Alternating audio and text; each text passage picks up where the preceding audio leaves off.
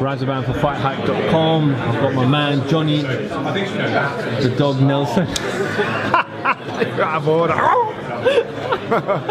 Johnny, last time we spoke was in Sin City. Yeah. We won't describe what the how sins simple were. it was. Yeah, that's right.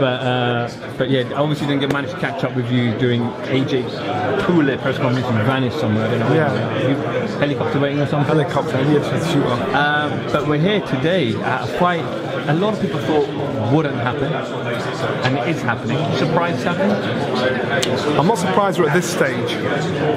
I will be surprised, like most people, when it gets to a couple of weeks before the fight, if there's any injuries, if there's no injuries reported in camp.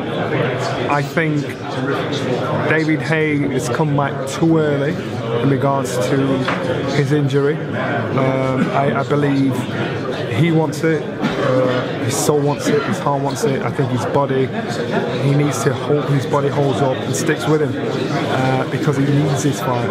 He needs to prove himself. He knows if he loses this fight, where's he going to go? He knows if he didn't take this fight legitimately, where could he go? Who could he fight? So this is a chapter he needs to close.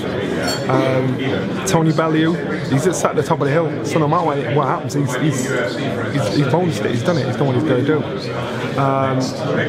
Tony knows what buttons to push on David. This is pretty calm and pretty tame today, but believe me, as it gets closer, as these guys start to train, as these guys start to diet, as these guys start to prepare for each other, then things are going to get said. Things are going to wind each other up. Even just then, David just bit his lip to say, "I'm not biting this time." And Tony did the right thing, getting him to bite, getting him to get involved, get him to emotionally invest himself, because David showed in the fight. You just want to knock him out with every punch he threw. He came in big. I think this time David will come in slim.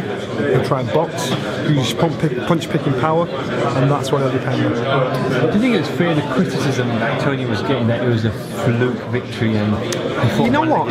He doesn't deserve that criticism, because when the fight was announced, he predicted something that nobody saw. And that's why you've got to give him credit for it. He said, I rated David Haye. The David Haye of 5, 6, 7 years ago, I wouldn't have beaten him. But that David Haye's gone. And David Haye's hustling was all. And he saw it, we thought, nah, you're mad. He said his body will not hold up. He can no longer do it. That's what Tony said. None of us believed it. None of us saw it. And even though no matter what you said to his face, you thought, now you got it wrong. Tony predicted that fight down to a T.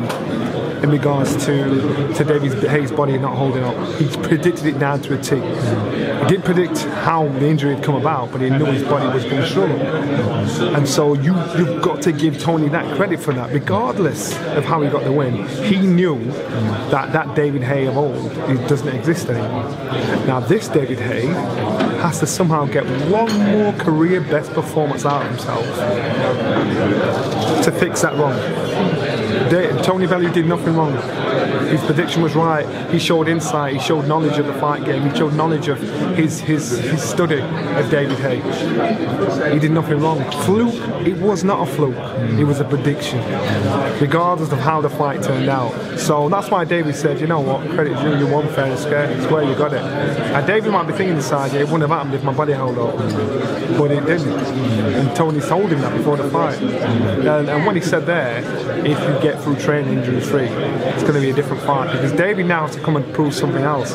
If he tried to just box Tony, that's why he's saying this fight won't go the distance. So to me, I think this will be a more conclusive finish. I think it's going to be an exciting fight. I think both fighters will be hurt. I think both fighters will be really pumped up, and I think this press conference is a calm before the storm.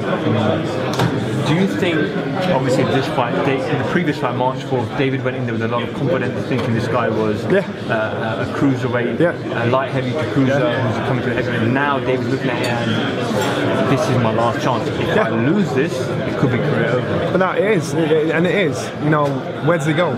legitimately, where does he go? And to be taken serious, because David's used to fighting for millions. You know what I mean? Where does he go? Where will people say, well, that's a good fight?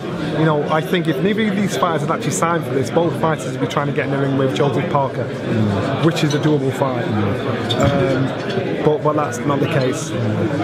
David's attitude before was, I'll do this guy. And he said, I respect him now, because he can take a lot more than what I thought. He bought into trying to just knock him out every fight. Every punch. Every punch. What's up, bad boy? Every punch. And so now you've got to give it to both fighters. You've got to give it to him. David Haye knows what's on the line. His career is on the line. He needs to get bragging rights back for him in the UK to represent his position. Tony Bellew, he's gone against the odds. He won the tipped as a favourite. He's done it again. Fight night, I know it's a little while away, but I'm going to get your prediction now because you like to change quite often. But I ain't going to change. Today? I don't see. I'll tell you what I've seen today. I don't see this fight going a distance. I've seen it being a decisive finish. And again, if David Haye can turn back time and be the David Haye of old, he wins. But the question is, can he turn back time and be the David Haye of old? And going on his last performance, no he can't. Performance before that, no he can't. Performance before that, no he can't. So has that loss motivated him to get his shit together? And that's what he needs to do to get the win. If he doesn't win. David mentioned there that Tony Bellew is part of an elite club of multi-millionaires. Yeah. Are you in that club as well? I left that about... I was never in that club, I was always knocking at the door. But he's right, he's in that elite club, and only 2% of fighters in the world earn enough money to live off for the rest of their life. Yeah. Tony's now into that club. As long as he lives sensibly and doesn't buy 15 houses, 82 Rolls Royces and wears 1 million watches a day. But Tony's a very shrewd character, and he's done.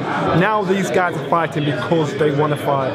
It's not about the dough, because their skin and our skin are two different kind of skins. They're alright. You know, it's not about the dough. That's why it makes it an intriguing fight.